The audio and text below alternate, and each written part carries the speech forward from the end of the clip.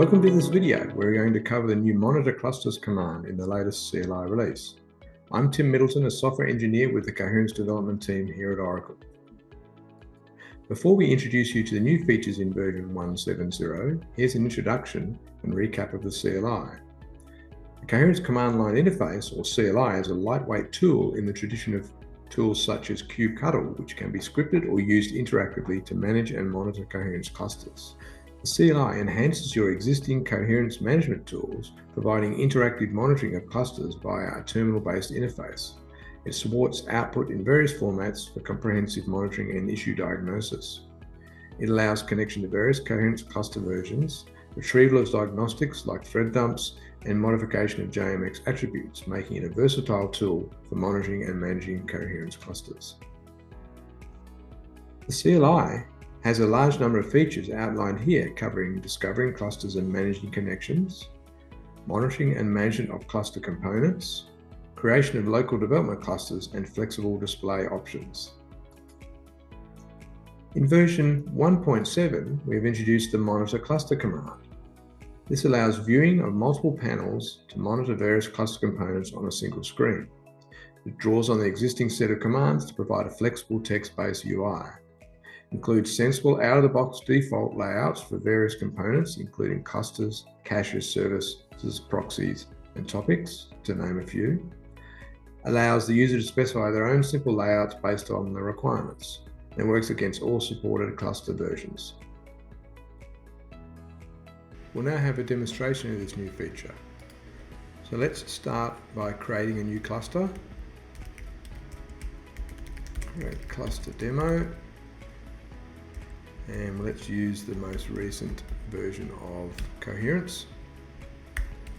So what this does, this will create a development-based Coherence cluster and then start up 3 members for that cluster. Okay, let's start it up. Let's just wait for a moment.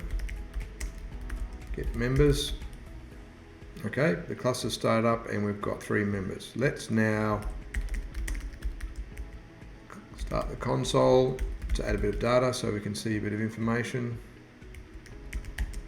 Cache orders. I'm going to put a bit of data in the, put 10,000 orders into my orders cache.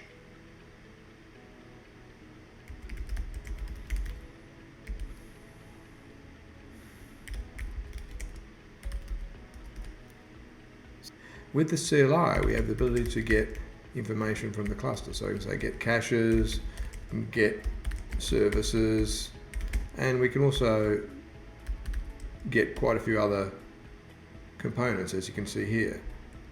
If we say get services and we use the watch option, that will refresh every 5 seconds the information about the services. If you wanted to see this information along with other information on one screen, that's where the monitor clusters comes in. So we can say co-CTL monitor cluster demo, and we can provide a layout. So I'm interested in seeing services, caches, and members. So what that means is the colon tells us to put each of those components on a separate line. So we can see here now we've got the services, and we've got the caches and the members here. So this is refreshing every 5 seconds, and it shows you the refresh date here and the cluster version.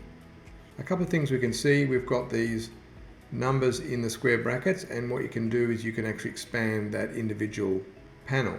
So the members panel says it's trimmed, so if we click on 3, it will display that members panel there, and just click on 3 to get it back. We can also click on the plus to expand it out as well in place.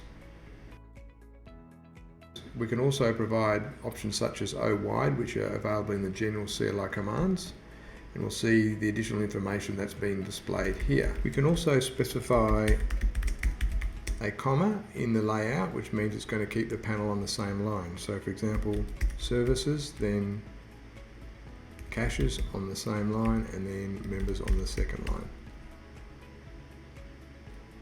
If we then use the co-CTL monitor cluster command with the -show panels option, we can see all the individual panels that we can display on the screen. There's a set of default panels which include sort of a summary. So default will include a summary of all the information. There's things like default service, cache, topics, and subscribers.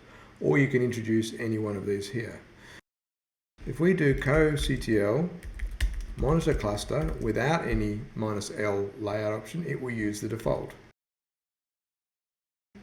So that basically provides the default, which has the members, the health summary, services, caches, proxy service, HTTP servers, machines, and network stats. So you can see here again, I can click on one to focus on an individual panel. I could focus on the network stats panel. And if you do the question mark, it gives you the options. You can increase the height of the panels if something is trimmed, and you can reset them as well.